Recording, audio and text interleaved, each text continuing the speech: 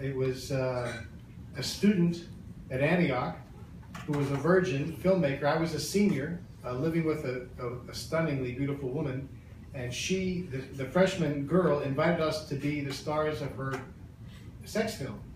She had never made a movie and had never had sex. She figured she'd kill two birds with one stone.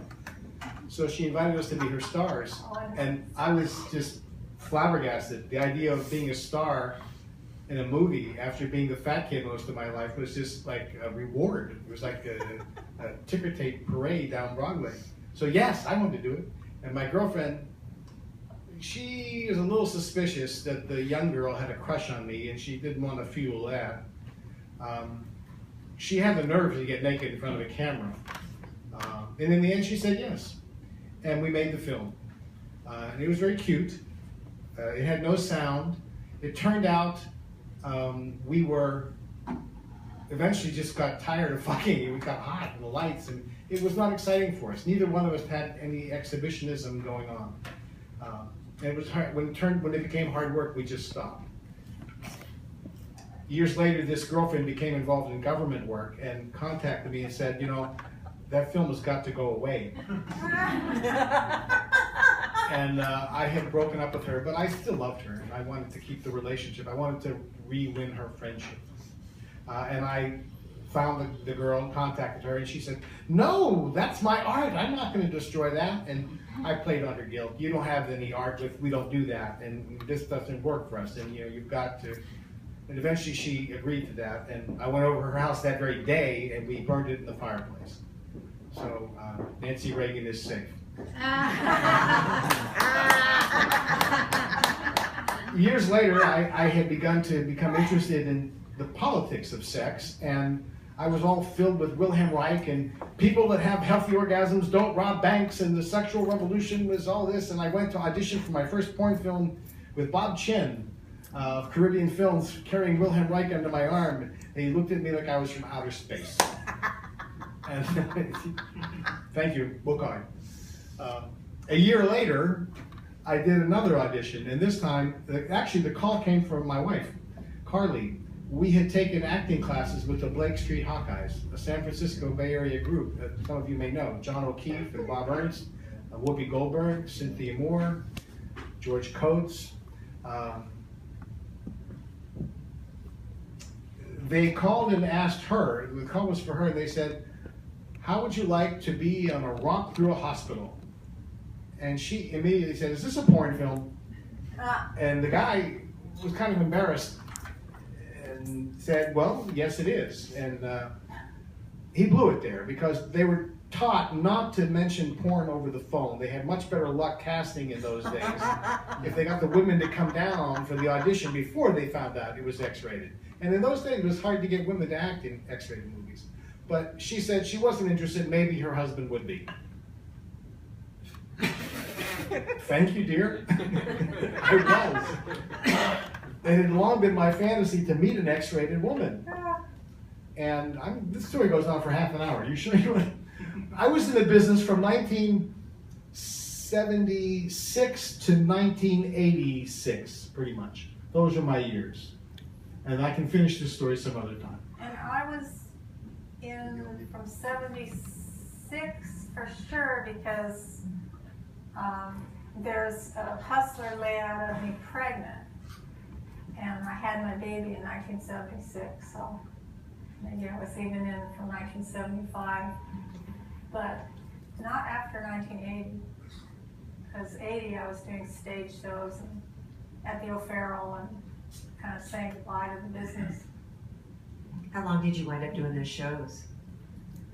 I did like a cross-country tour and, you know, hit a few spots.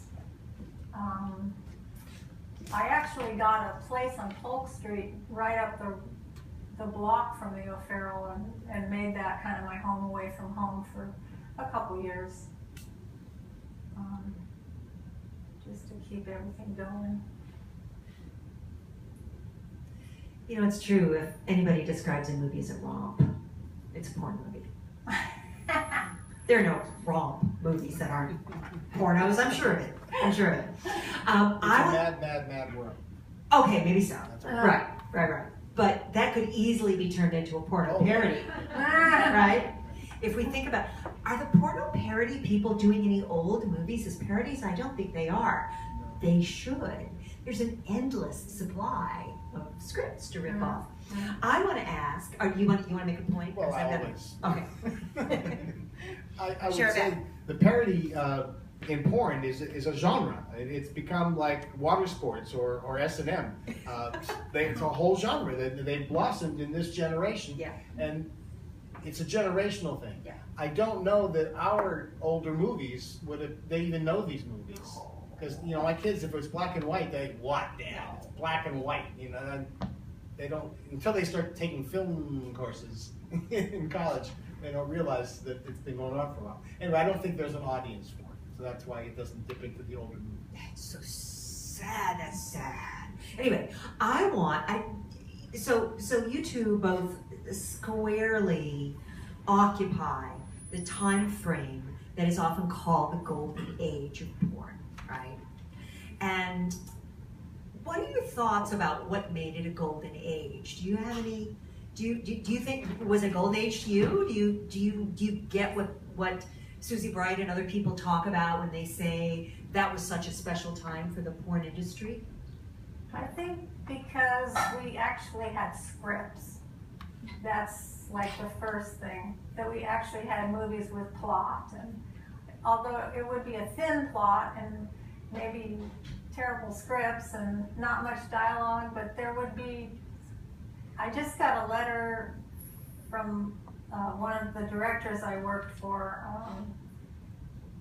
in my email like a couple days ago, and he said, "Oh, you were so great, you managed to memorize pages and pages of dialogue." I was like, dialogue? Me? Pages and pages? You know, so there was all that to kind of round it out.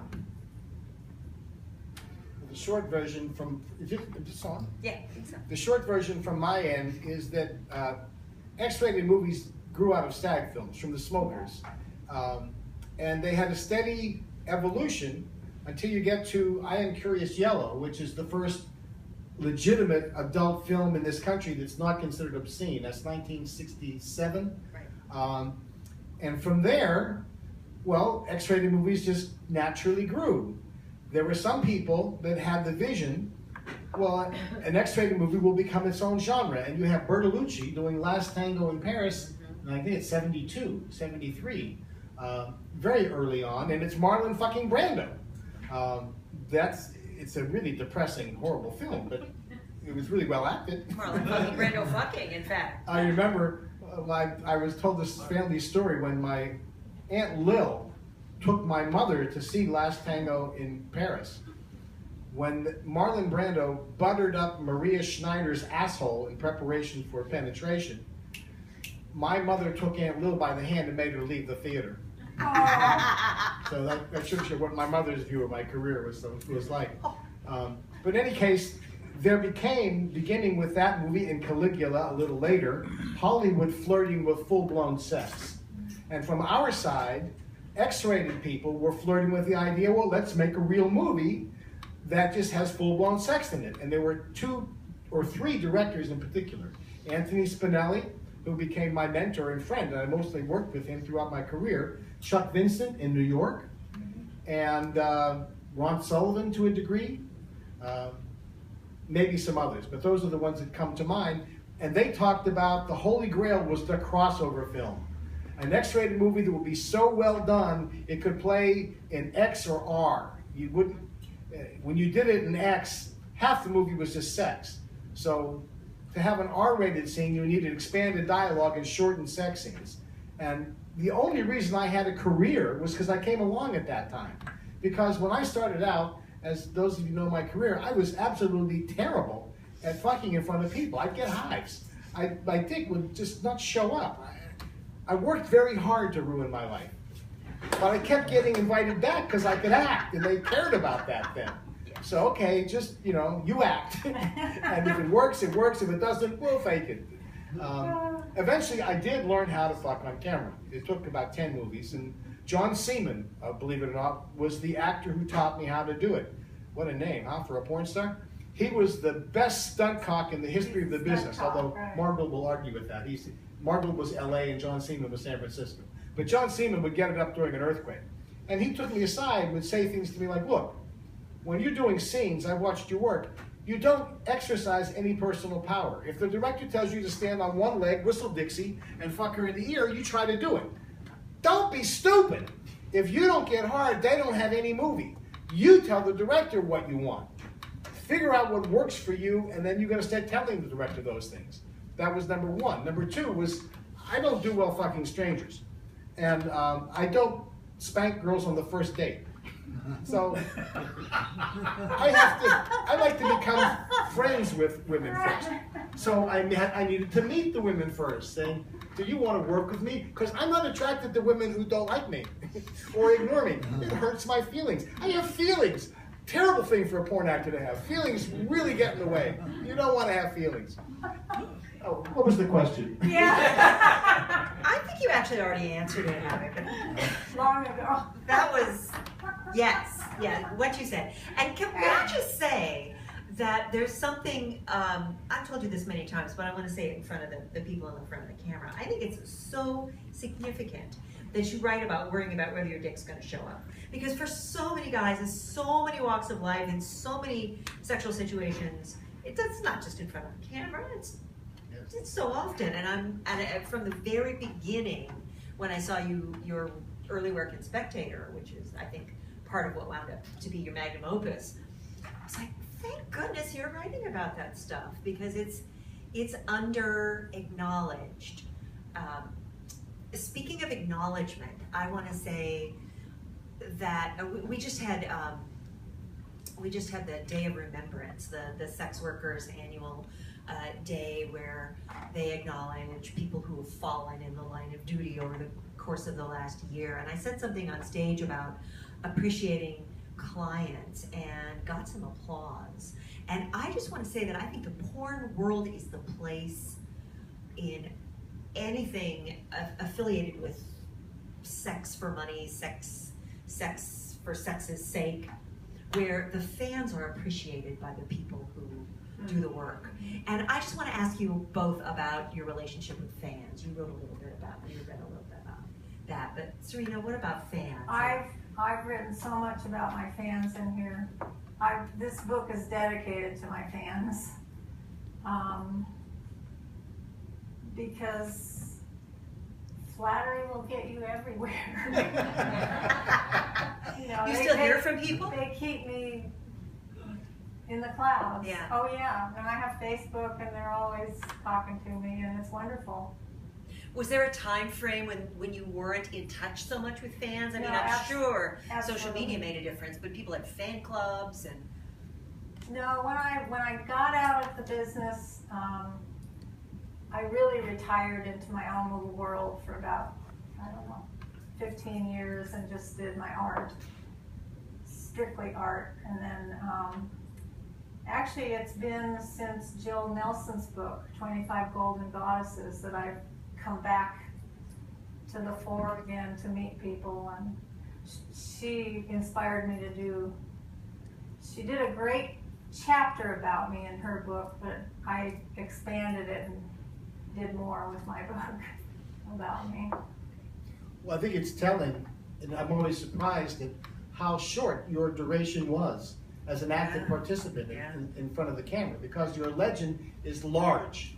That's right. And Probably you made a very only big couple impression. of years, but I've made over like 100 movies too. Well, it's telling A that lot. you're on the cover of that book. That's amazing. For myself, about fans, I've had a mixed relationship with them. Sometimes my fans scare me more than my enemies.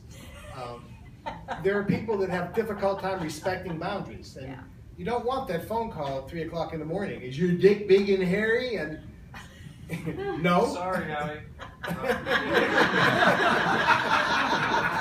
We told you. The other thing, briefly, I had an episode, a period of time, where I had the American Nazi Party writing about me, and Annie Sprinkle and Nina Hartley. All Jews, three of us right? have Jewish blood, and Yeah. look at the Aryan motherfucker. He wasn't to be a rabbi. Look at him, big shit. The Nazis, when they are writing about you, that really, whoa! No, thank you. No, thank you. So you pick and choose. I mean, I had children. I had a wife who didn't want my choices to be harming their lives or affecting their lives, and I've tried to be very careful about who I open the door to and who I don't. There are wonderful people I've met. Facebook and the internet has become a wonderful way to exchange with kind of like a safety net. Yeah, like a veil. Yeah, you have a little distance there, so I enjoy that. And for legitimate fans, I'm pleased, and thank you for what you had to say. You know, I saw when I've done a lot of appearances with Nina Hartley where we toured colleges, and for me, when I would talk about my great difficulties functioning sexually in movies, my weakness became my strength, oddly enough, just as a performer. Because when guys generally talk to other guys about fucking, I tore the bitch up. Guys are bragging about how great they are. And to have a guy come out and go, I couldn't get it up, is a what? And the number of men in the audience, these are college-age kids, they were so relieved to hear a guy from porn talk about the difficulty there, that they came up to me and just a lot of thank yous there, a lot of thank yous. Another thing that I like to do, there's all this talk about, oh, here's another, well, sure, why not? One of the other things I learned there was, we all talk about how looks are hot, we look hot. And porn is always, oh, hotter than hot, hot. Hot, oh, this one's hotter than that, hot, hot, hot. But always about beauty and physical this. And I remember Richard Pryor talking years ago about, he said, getting close to someone's really scary. And it is. So I'm going to show you this exercise I asked the people to do in the audience at colleges. I asked the men and women to pick somebody who they think is attractive, or we'll do this with them, and get nose to nose. So let's get nose to nose. No, you're sick. I'm not going to hurt you. Just nose to nose. I don't want your germs. Cold. All right, so I'll hold my breath. No germs. No germs were killed in the making of this film. What do you see?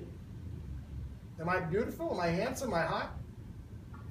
I'm totally cross-eyed. I Exactly. can't tell what you look like. At the moment it matters the most, your looks don't mean a fucking thing.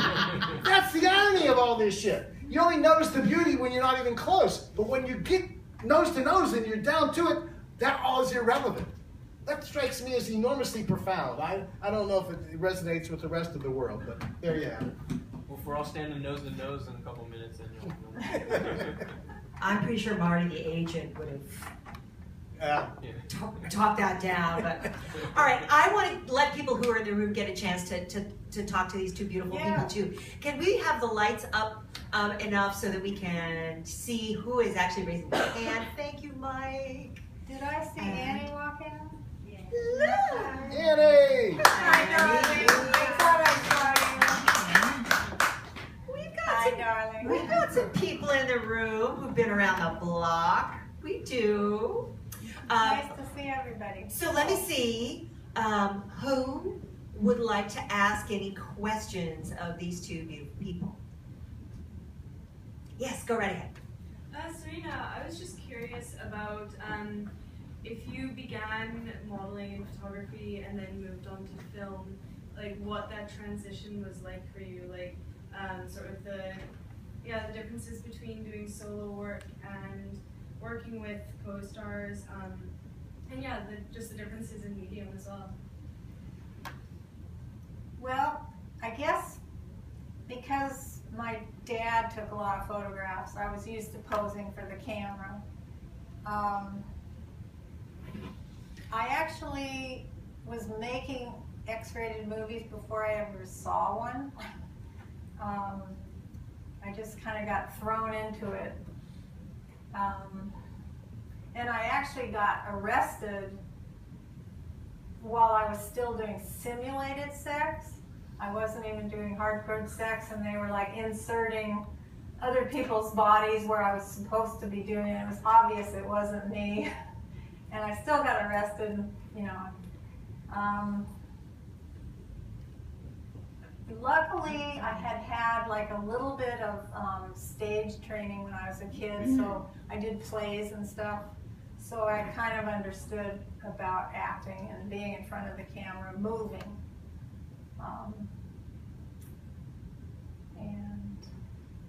else can I tell you? No, that's great. Thank you. Okay. I want to follow up on that actually. When you finally did see an X-rated movie, after you'd already been in them, Yeah. what was that like?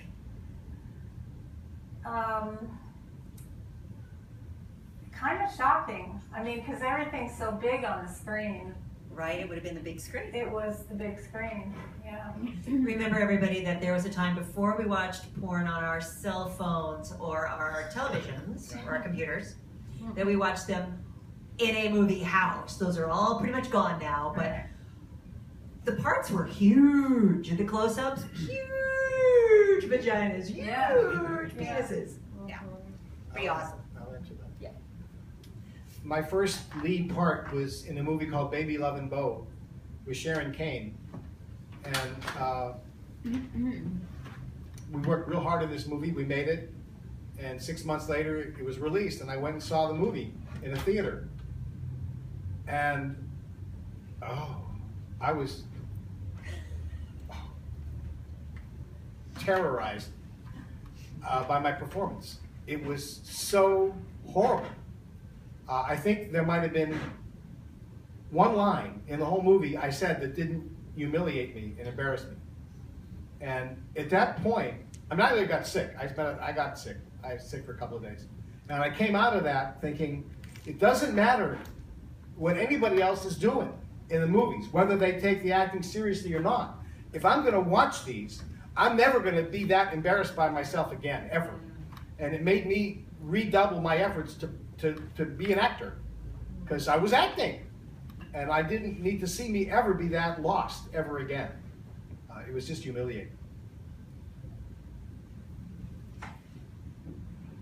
Hands up. Anybody got another question for whatever? Annie. Go ahead. Hi, sweetie. So good to be here. I'm Before glad I you came. forget, Serena, before I forget, I wanted to tell you I have a lot of photos from the O'Farrell Theater, Oh. and I'm excited about your new book. Oh. And I'm happy to share them with you for Oh, your new wow. book. Yeah, And no, I I'd didn't like want to to see forget it. to say that. But Howie, it's always great to see you read, and you're such a great writer. And I just wanted to say, Serena, that was fantastic. You I get did so a nervous. beautiful reading, and I enjoyed it so much. And I I hope get you so do nervous. a lot more. Well, feel the fear and do it anyway, because you're really good at it. Yes. Oh, Very powerful. oh. Really. So I have two questions. One, I'd love to hear the story of that gorgeous coat. And number two, the parts you read were really so positive and sexy fun and all, and then you threw in the things you did hurt you physically and emotionally, and then we didn't hear any more about it. But so I was just curious, not to take it too far in that direction, but just to briefly, what made you say that when the stories were so positive? So the coat and that. Well, the coat was a Christmas present from my mom a few years ago. Wow. It's faux, but Oh, it's beautiful. it is. I know. I love it. It's so It gorgeous. keeps me warm. Oh, My book, I think, is positive. It is also a true book in that I do have bipolar disorder.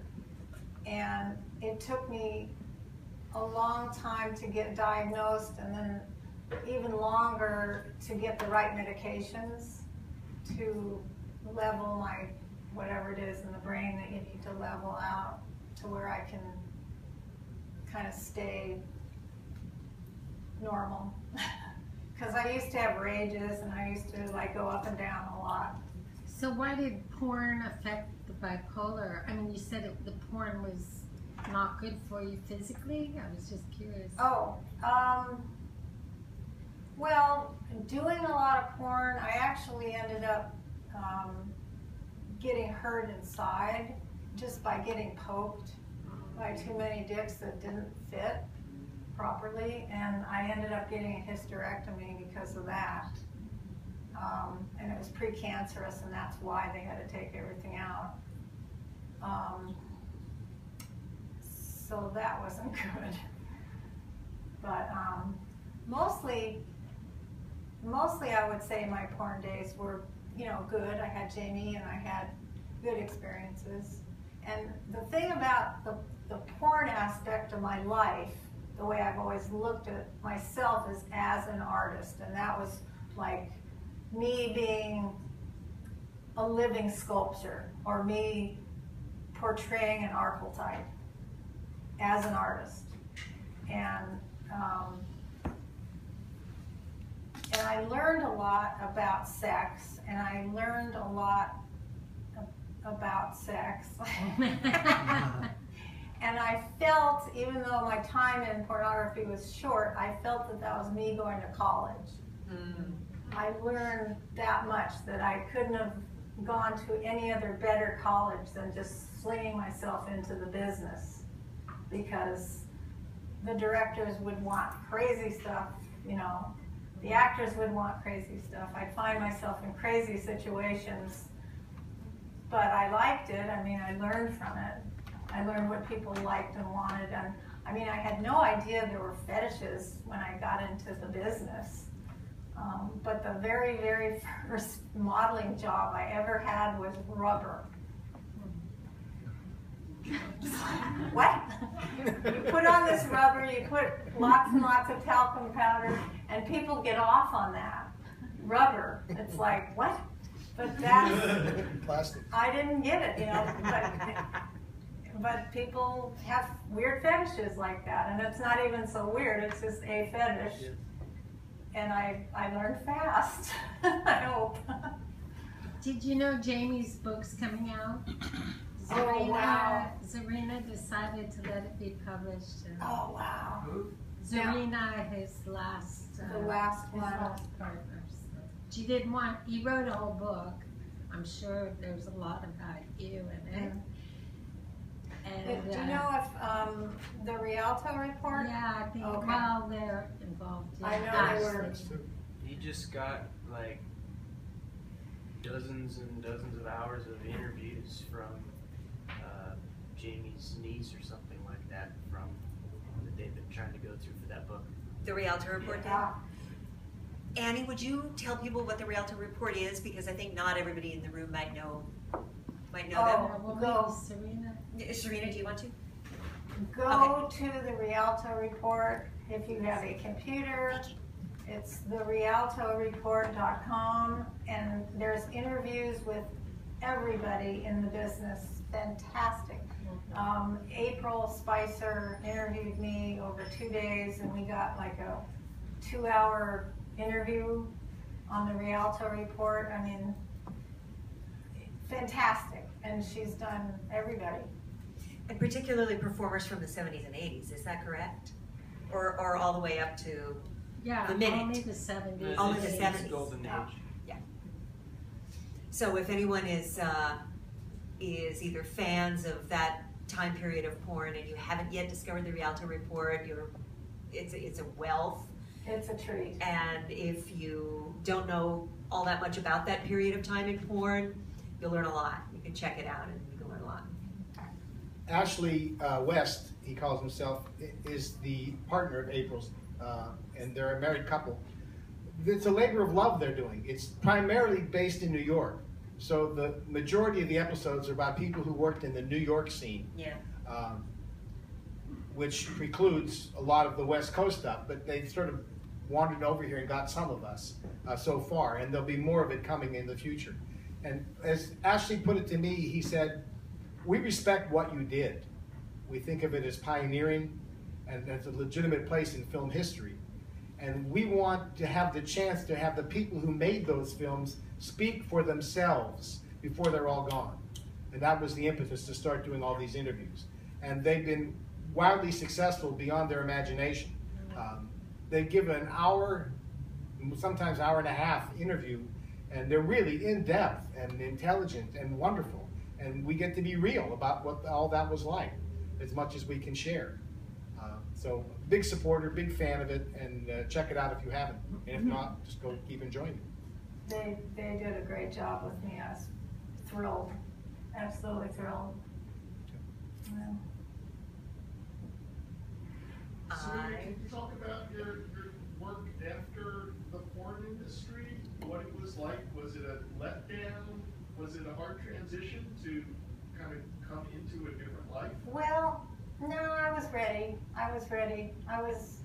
What really scared me into quitting completely was AIDS.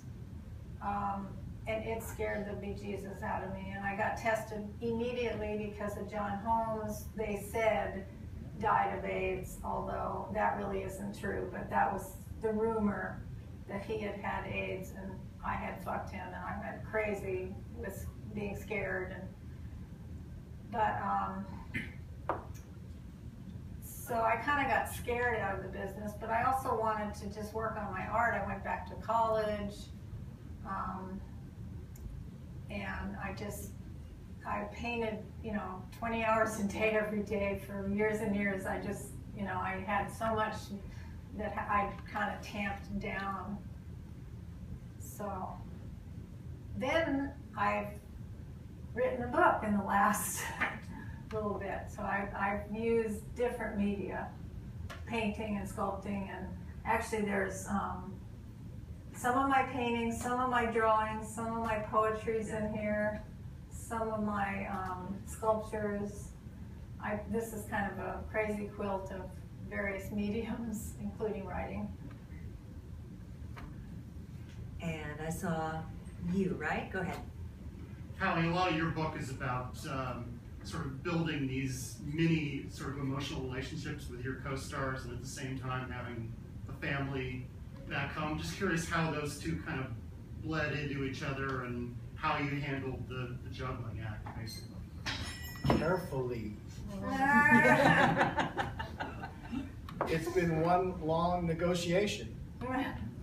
In the beginning, my wife and I met in the era of free love, and we tried to do Romeo and Juliet and free love at the same time. Anybody who's ever tried that knows that it's ultimately a fool's errand. And over time, we kept adjusting our relationship to accommodate our reality. We said we had a union, and in a union has benefits for its members. Well, each member's got to raise their hand and say what they want. I want a Chinese one, I want a black one, I want one of those, I want big tits and little tits, I want a dancer. I wanted to taste fully at the smorgasbord of women. And my wife said, well, okay, I'll help you do that until I can't. And then I'll raise my hand and go, I can't. And we learned things we learned very early on that neither one of us could tolerate the partner having regular lovers. Another regular lover wasn't gonna work. It was those second and third and fourth fucks that started making us crazy. So we said, okay, we're not going to do that. Another thing we learned was one day I slid open a door to our house, and there was my wife being fingered by a very handsome man. I didn't want to see that. So I slid the door closed and went to hide, and there was nowhere to hide. That was my room. And so we made a new rule, a house meeting. Wherever we live from now on will be a safety zone for us. Nobody fucks anybody else in our house without us working that out in advance. And that became a rule. So all the other women, all the years, the changes kept coming and coming. With a young maiden named Colleen Applegate, Shauna Grant. I was with her in her first movie, and it's a long story, but I thought that she understood I was married. I thought I understood I was married. But it was 3 weeks, and we had to be in love in the movie, and we were in love. And at the end of the movie, it was over, and Shauna Grant didn't quite believe it was over, and she needed to come to my house to see there really was a wife and a kid. And I remember the two of them were in the same room at the same time. And I had two faces trying to get on my face at the same time. If it's physical. It didn't work. It didn't fit. I didn't know who I was. It was just madness. And my wife was very kind to her, and Colleen was her name, kind of got, well, okay, I get it, And reading that note from her in the book, it's like like a high school yearbook note almost. I mean, it sounds, you're giving her her porn name. Yeah. A porn name. Yeah. At the same time, it's kind of Well, like. with Jamie, yeah. I'm- Jamie you know, was completely in love with her. He was smitten with her, which was odd too, because she was hiding behind me to stop Jamie, and I'm trying to tell Jamie, you don't tell Jamie who to fuck and who not to fuck. I remember writing, you don't tell the bull goose moose where to put his antlers. But she was. You're working with a lot younger women too. Well, after that, I stopped. I did not want to work with younger women after that because I was vulnerable. I was too easy. I was so frightened. I needed a certain amount of warmth just to be able to function. And a lot of young people need to be in love before they can fuck. And they convince themselves that the guy they're fucking they're in love with. And you know, it's maybe real or not real, but it gets them through the scene. I went through that many, many times. And the more I stayed in the business, the less I wanted to do it. And I tried to work only with veterans who were strong enough to handle the reality of what we're doing here. Because what's really interesting is if you live in that world, you begin to see how fragile Hollywood is as a situation for people trying to have private lives and then be in the movies. Because when you got to be in love with somebody, you either get there or you don't. And if you get there, you got there. What do you do with that when the movie's over? Puff, go home. Man, that can fuck you up. And it does. So, very few of my fellow male actors were married at all. And most of them didn't have relationships with women. Their women came from being in the movies. And those are the women that they lived with, and then they go hang out with each other. I was amazed at that. I mean, Jamie, John, Joey, they go, the women would be delivered to their cage at 2 o'clock on Tuesday. Then they fuck them, and then okay, get out of here. They go play cards, they go to the track, they go hang out with each other. And that was the fraternity, and boy, did I not belong in that. I liked them, they became friends, but I was married. And then when I had kids, boy, did it really change, because my wife just started saying, you know what, it'd be cool if this shit was over now, because the kids need daddy. And I don't, you know, you're in LA being a movie star. I don't think so, asshole. You know, get home. I go, okay. Because the truth be told, my wife's still here? Yeah. I love this woman. You know, the fates have chosen that this is the beans in my burrito. And anytime the call came down, or you in or you out, I've been in. And so I would always adjust all the other relationships to get in harmony with that. And I still am. So Serena, you worked with your husband too, right? In films, your first husband. Yes. Yeah, he would put on a short wig.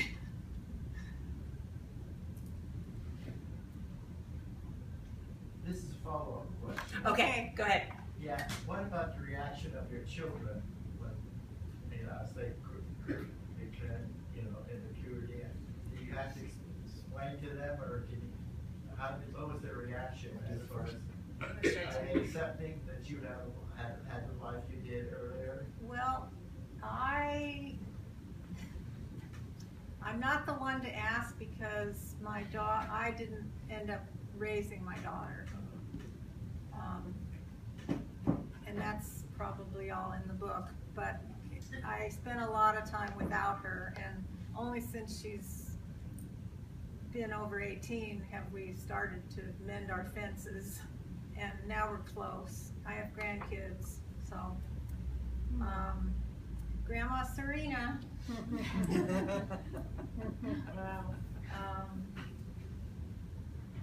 Well, you know, there's currently a play called The Pornographer's Daughter about Harvey Mitchell's daughter. Yeah. The difficulty that had. Was for her. It's a great show. So it was a great play. It'll probably go to Broadway. If it does, it'll probably come back. You know. Yeah. Well, I gave my daughter Bright Lights, Lonely Nights for Christmas, so she's in there. My son wrote a play called Debbie Does My Dad, which performed here. They did it here in 2010, or the previous site of the center. The first issue with my children when they were 3, 4, 5, 6, 7 is when the phone rings for Richard Pacheco, don't hang up. That's Daddy. That's the name Daddy uses in his movie career. Daddy makes movies? Yeah. Can we see the movies? No. Daddy makes grown-up movies. Okay. That lasts for a while.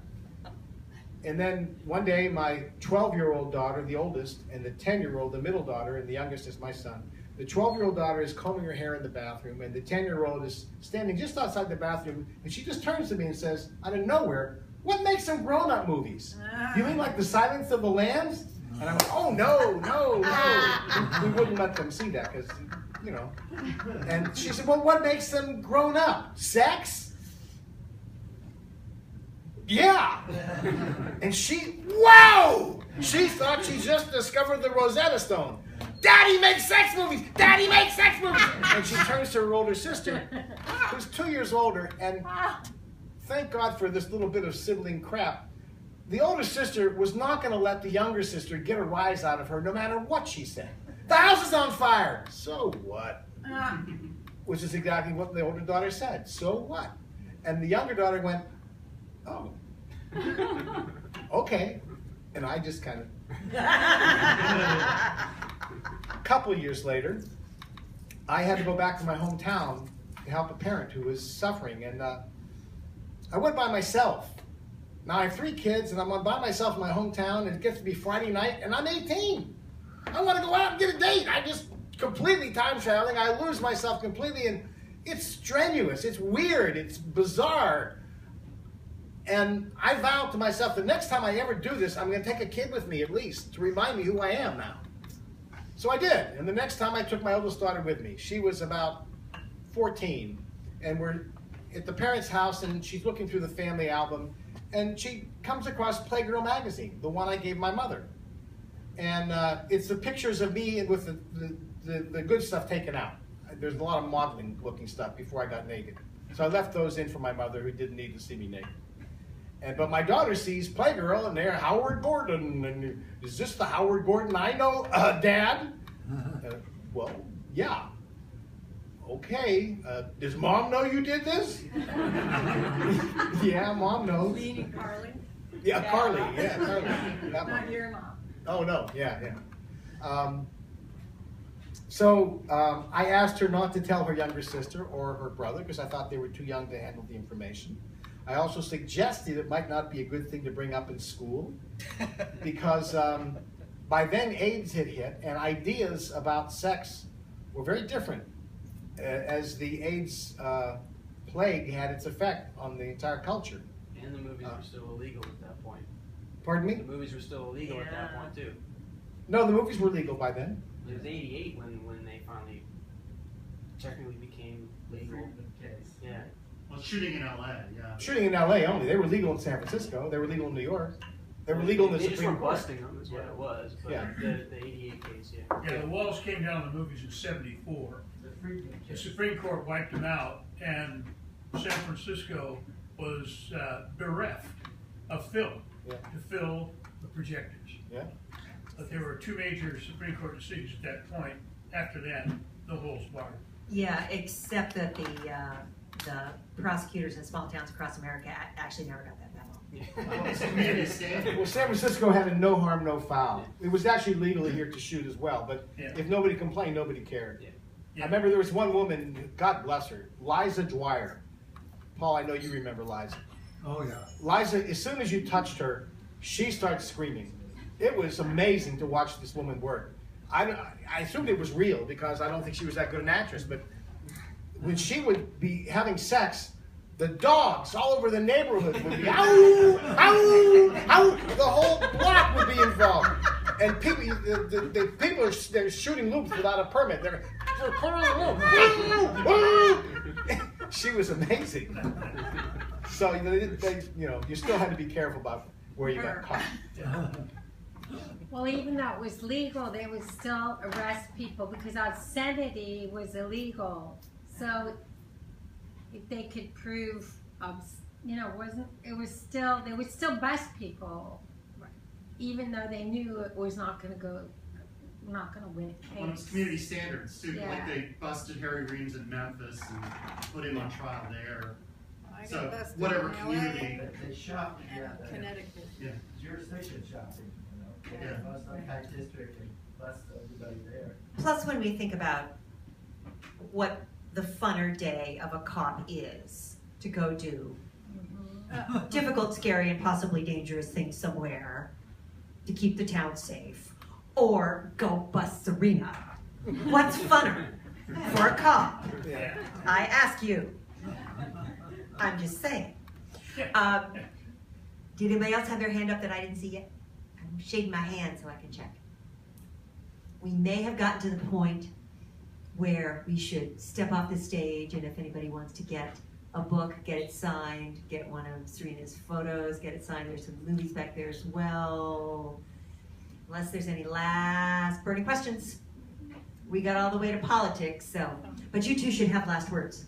What do you want to have last words? I just want to thank everybody for coming so much, because I know it was raining and there's traffic and all of it, and you're here, and I'm very happy to see you, and I'm so glad you're here. I reiterate that too. This was a great session. I really enjoyed this a lot. I think a lot of good stuff happened tonight. So thank you for coming and for bringing that out of us. Much appreciated. And Carol and Robert, thank you. Oh, yeah. God bless this center. Thank you. And thank both of you for gracing the joint with your presence, your wonderful partners, the stuff you brought, culture making. I just want to remind people that I do have a square. We both have squares. So if all you've got is plastic and you do want to get a book, you can do that. And there's still a little bit of treats back there. Don't run out into the cold unless you've got to go home early. We'll be hanging around and chatting for a little bit longer. And thanks so much. If you can donate, I put the Leprechaun bucket out there next to the drinks, and please do. And if not, we're so glad you were here. If you're not on our e-list already, I left that out on the counter on the way out in the lobby, just to your right. Thanks so much, everybody, and thanks so much.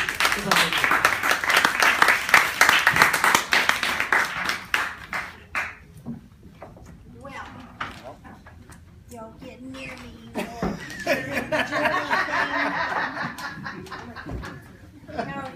That's right. Paul, would you mind signing Howie's book? Got the shot in there. Hi.